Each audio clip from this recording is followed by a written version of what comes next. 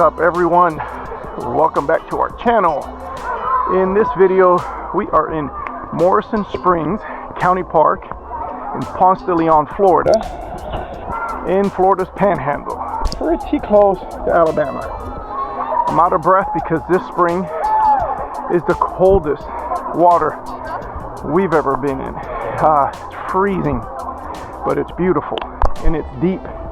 And this is part of a 171 acre county park, and originally it belonged to the state. The state gave it to Walton County, and they've done a fantastic job ever since.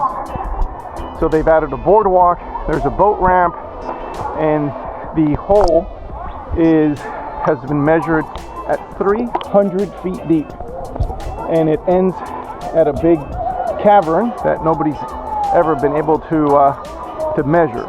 So this is a really family-oriented park.